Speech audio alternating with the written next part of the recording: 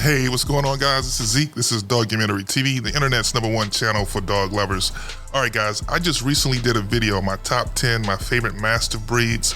Well, today I'm going to flip the script. We're going to go from large to small, and I'm giving you my favorite Terrier breeds. Now, again, I am a big dog guy. You know, by nature, I love big dogs. But my second priority when it comes to owning a dog is utility. I love for my dog to have a sense of purpose if I'm going to feed him and keep him in the house. Terriers are working dogs, and they have a lot of utility. I personally live in the foothills of the San Gabriel Mountains, and trust me, in my backyard, there's tons of vermin, but from skunks to possums to raccoons, moles, all kind of rats, rodents, all kind of things running through my backyard. Terrier would find a lot of work to do back here.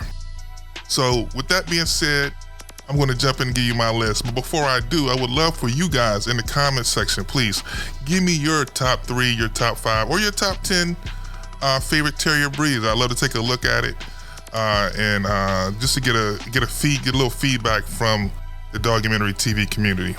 All right, guys, let's jump into my list real quick.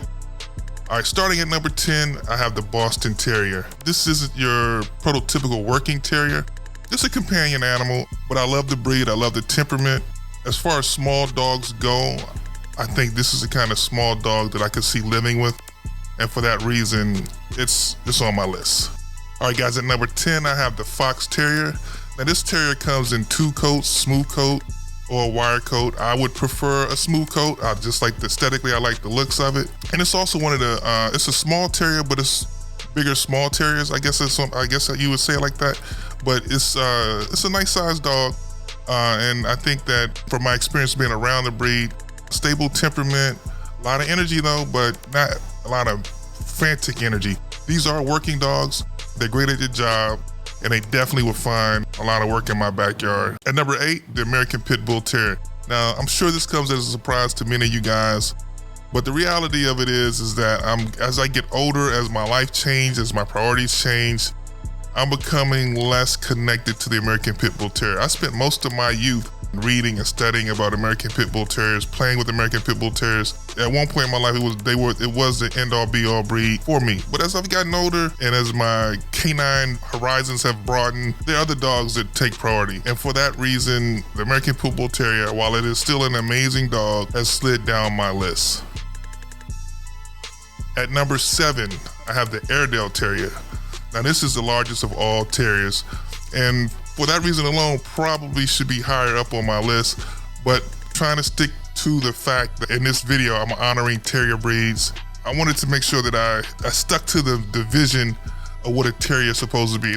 They're not saying that Airedales are not terriers, because they are, but they are kind of a cheat code for guys like me who like bigger dogs. I think the Patterdale Terrier comes in at about 60 pounds, maybe get up to like 70 pounds. And that's really huge for a terrier. At number 6, I have the Bull Terrier. Another relatively big terrier. I love the temperament on this breed. I love the workability of the breed. I love the bandwidth of the breed, meaning that this breed can go from couch potato to intense working dog, just depending on where you get your dog from. But the Bull Terrier is an amazing dog. All of Bull Terriers are amazing companions, and they're number 6 on my list. At number 5, I have the American Staffordshire Terrier. Much like the American Pitbull Terrier, this breed was probably higher up on my list, but it's kind of slid down because, you know, my life has changed, my priorities have changed, and I just don't romanticize as much as I used to about this breed. Still a great breed, still an amazing breed. I consider the American Staffordshire Terrier and the American Pitbull Terrier to be very similar dogs. A little bit less dog aggression in the American Staffordshire Terrier, and for that reason, because I don't need dog aggression in my life, it's a little higher on the list than the American Pitbull Terrier for me. At number 4, the Staffordshire Bull Terrier. Great dog, compact size, really, this is a dog for my daughter. This is a family dog that I'm sure both my daughter and my wife and my son would love. They're gentle with people, they're loving, great companion dogs. You know, first of all, let me just say this. I keep using the word companion. I'm a family man. I need my dog to be a good companion. And when I say companion, I mean he's got to get along with me and everyone else living in the house. I can't bring a dog in the house and cause trouble for anyone else in the house. So yeah, so I'm always looking for solid companion breeds, and the Staffordshire Bull Terrier is an amazing companion breed. I think it's a little light on the working the way they breed it today, but nonetheless a great dog. All right guys, at number 3, I have the Jack Terrier. Now I don't have a lot of experience with this breed. I'm really going off of legend and lore and just kind of what I've seen online, what the breed does. I have been fortunate enough to film several Jack Terriers, and they are solid dogs. They're real dogs. This dog fights everything from, I've seen this dog fight everything from coyotes to lions to deer. These dogs go after everything. And they're great. They're great at what they do. Now, me personally, I don't necessarily need that in my life because I'm not hunting, but based off of the myth, the legend, the lore, physical and mental abilities of this breed, I gotta rank them high on my list. At number 2, efficient and effective working breed, working terrier, Patterdale. The Patterdale is number 2 on my list. I love the Patterdale for what they do, for what I've seen them do in terms of work. In addition, they also make pretty good companions for such an intense working dog. The Patterdale, a lot like the American Pitbull Terrier, is a very loving and a surprisingly good family dog. Let me say that. All right, guys, and then number 1 on my list, the Jack Russell Terrier. Now, this is just like, for me, this is, first of all, it's sentimental. When I was a younger person, my aunt had Jack Russell Terrier, and I just loved that dog, and that dog was a firecracker, and he gave me so many interesting stories to tell, and maybe I'll tell them to you guys one day.